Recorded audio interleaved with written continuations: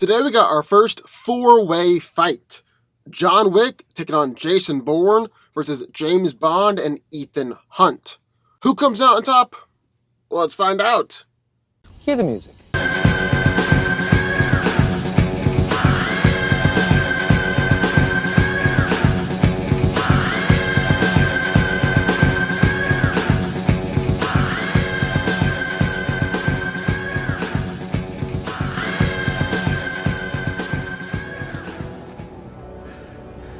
I could do this all day. John Wick is a retired hitman and the very best in the world. Instead of being referred to as the boogeyman, he's referred to as the one you send it to kill the boogeyman. Basically, he is one of the most feared men in the assassin world. John is just a normal human, but from everything that he's done, you could consider him to be at peak human levels. He's shown he can snap a man's neck with just a strike, and has consistently been able to overpower opponents. He's fast enough to aim dodge, which when you move out of someone's line of fire before they can pull the trigger. And in close combat, Wick is fast enough to physically redirect the shooter's aiming hand before he can be shot. John's also durable enough to survive getting hit by multiple cars, being stabbed, being shot twice in the stomach at point-blank range, and, oh yeah, he went on to win all those fights. John's suit is designed with a thin, bulletproof fabric inside, so while it will stop bullets, it's still very painful. Now, being shot with a normal bulletproof vest can still cause broken ribs, so it's impressive that John is able to take all these shots and keep on fighting. He's an excellent shot as well, and excels at using any and all types of guns. Wick has consistently defeated large groups of people who are trying to kill him, even if he's caught by surprise. For instance, in the Italian catacombs, John killed around 45 bodyguards in a shootout. Then he defeated another 30 bodyguards at the club in the first movie. John is an incredible fighter and excels at hand-to-hand combat. Because he's a hitman, he prefers to fight with guns and other weapons, and his signature move is to use judo or jujitsu in order to leverage an opponent and leave them in a compromised position, then headshot them from point-blank range. This is extremely difficult to counter, because if you let John get one move in on you, it'll lead to a headshot. Next up into the ring, Jason Bourne. Captain David Webb, better known by his alias Jason Bourne, is a rogue CIA operative who's betrayed the interests of the USA on several counts. Bourne joined the U.S. Army Special Forces and rose to the rank of captain, until he was later inducted into the CIA's Treadstone Project. There, he was trained in a variety of different skills and became a highly effective fighter and killer. He's been able to fight against and beat multiple men in just a few seconds, and has fought against and beat multiple highly trained killers. Jason Bourne is also incredibly skilled at analyzing situations, and his knowledge of fighting is so extensive that he's actually able to use anything around him as a deadly weapon. He's defeated one agent by breaking his arm and leg, then repeatedly stabbing him with a pin, took another agent out by tagging him with a rolled-up magazine, then strangling him with a phone wire, and beat a final agent with a book, then choking him out of a hand towel. Bourne's also shown extensive knowledge in the use of firearms, with pistols being his gun of choice. Finally, Jason Bourne is an expert at noticing his surroundings, analyzing opponents and situations. In fact, even with amnesia, Bourne remarked that the first thing he does when he walks into a room is scope out the exits. Is able to tell the license plate numbers of all 6 cars outside, know that the waitress is left-handed, the man at the counter of the diner is 215 pounds and can handle himself in a fight. He knows that the best place to look for a gun is inside the gray truck outside, and that he can run at that altitude for 30 minutes before his hands started to shake. James Bond. Commander James Bond is a senior operational officer at the 00 branch, an ultra-covert Black Ops unit within MI6, the British Secret Intelligence Service. As an agent of MI6, Bond holds code number 007, with the 00 prefix indicating his discretionary license to kill in the performance of his duty and service to his country. Physically, Bond is in peak physical condition for a guy his age who engages in intense daily exercise. He's surprisingly strong and is able to strike with great force, kept on fighting after being shot, stabbed, and tortured, and has great reflexes and reaction times. He's also got a remarkable ability for free running, being able to jump from rooftops and off walls or leap onto moving vehicles while chasing a bad guy. Due to his military training, Bond is an expert in most every weapon and is incredibly fast and accurate, being able to take down many men without wasting a single shot. He's able to perfectly use guns like assault rifles, submachine guns, and sniper rifles, but his weapon of choice has got to be a 9mm pistol. He's possibly the best assassin in all of MI6, and while he usually takes people out of a pistol and a silencer, he's able to use anything on hand, knives, axes, or even scissors. James Bond is also an exceptionally skilled fighter, and while he tends to use guns or weapons, when it comes to a melee fight, he fights with tenacity and fast and accurate attacks and counterattacks. He's also got a tendency to use objects around him to his advantage. As even shown, he's able to kill a man with one punch.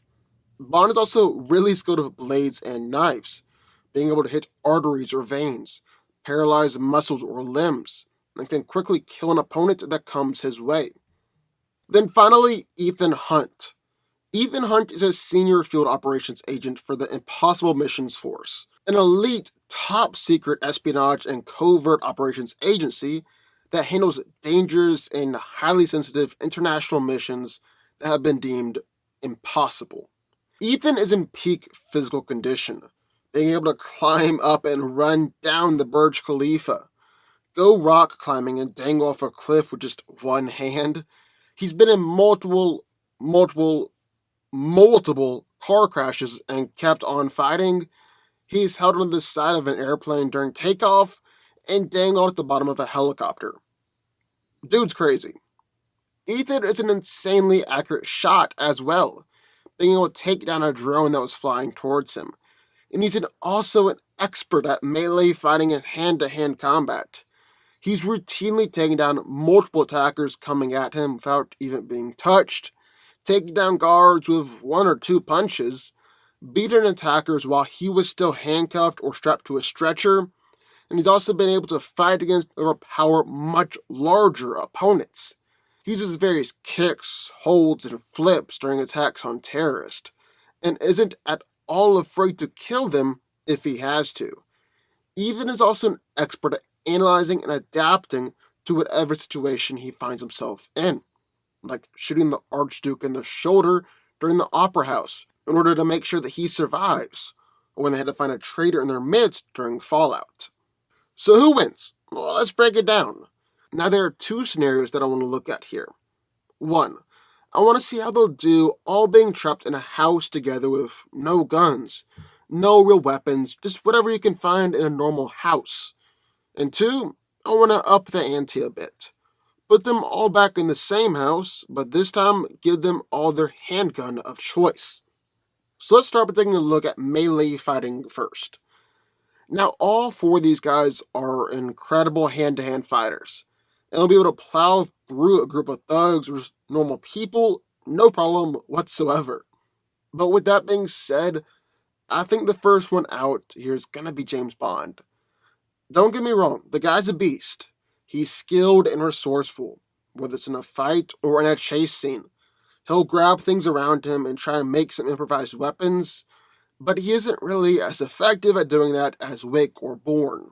Probably his greatest advantage, just his sheer durability, as he's been able to take so much punishment and keep on going and keep on fighting.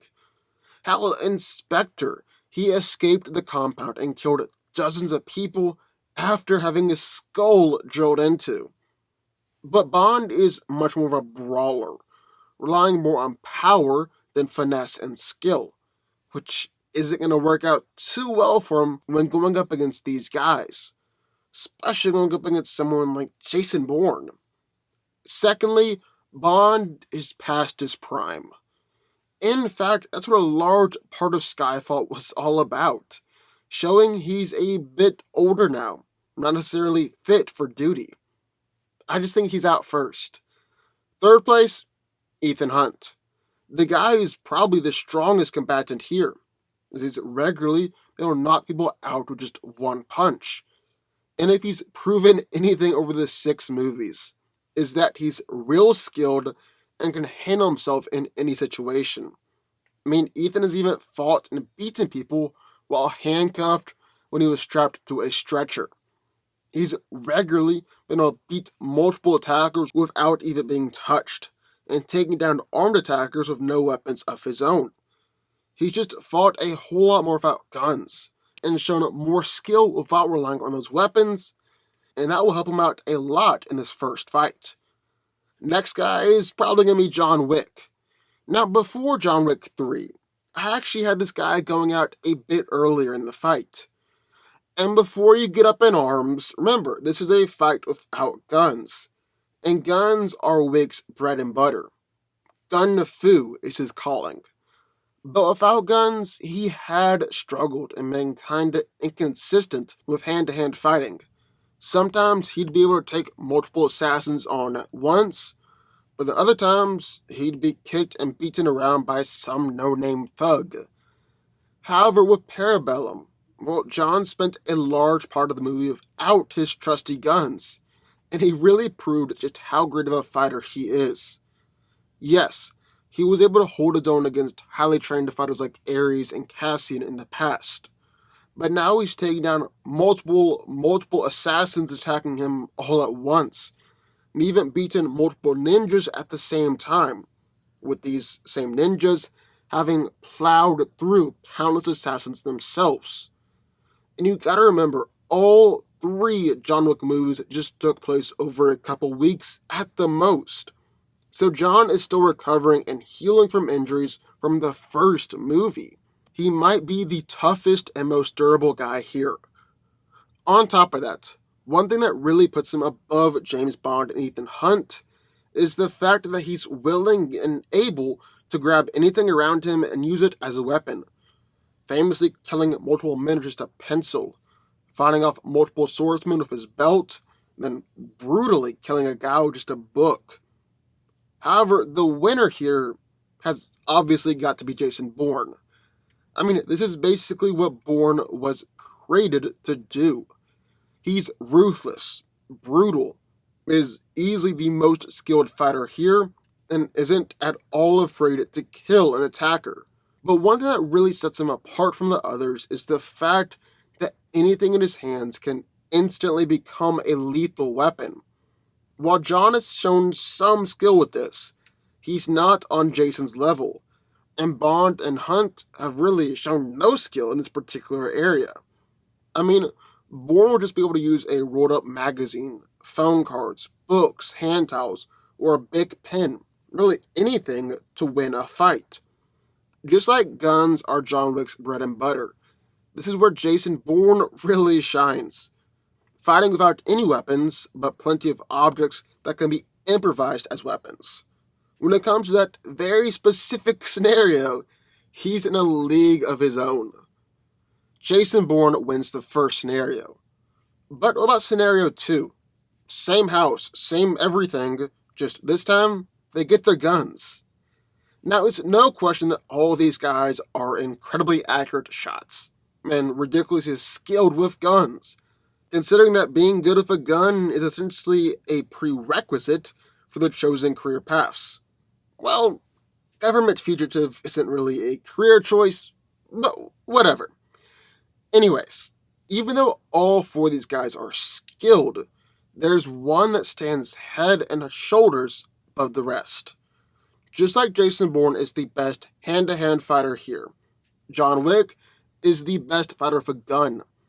I mean, the guy's been able to take down 10 armed guards in the church parking lot, defeat 30 bodyguards in a gunfight at the club, absolutely destroy a bunch of assassins that came to his house in an attempt to kill him, wiped out 40, 50 bodyguards and assassins in a shootout in the Italian catacombs, and he's helped to clear out whole hotels full of gunmen, some with body armor that's immune to most firearms. Nobody has feats or numbers that can compare with that. Wick is also incredibly resourceful or tactically intelligent when it comes to a gunfight. Like when his shotgun was out of ammo, just rammed the gun into the man's chest and held it there till he was finished reloading the gun. He's shot men in the foot before to get them to come from hiding behind a wall. And when he's out of bullets, sometimes he'll just straight up throw his gun at people. John is insanely accurate, always going for a headshot or a gut shot followed up by a headshot. And his armor is a massive asset here as well, because while it looks just like a normal suit, it's secretly bulletproof. Nobody else has that kind of equipment, or even just John's sheer level of skill and natural talent with guns. John Wick is winning this one. So ultimately, Jason Bourne wins the hand-to-hand fight, while John Wick wins the gunfight. Jason Bourne and John Wick are both coming out on top. But what do y'all think? I would love to hear your thoughts. Sign off in the comments down below. Also, be sure hit that like button, hit the subscribe button, and turn on notifications to join the Fanco army. And I will see y'all next time.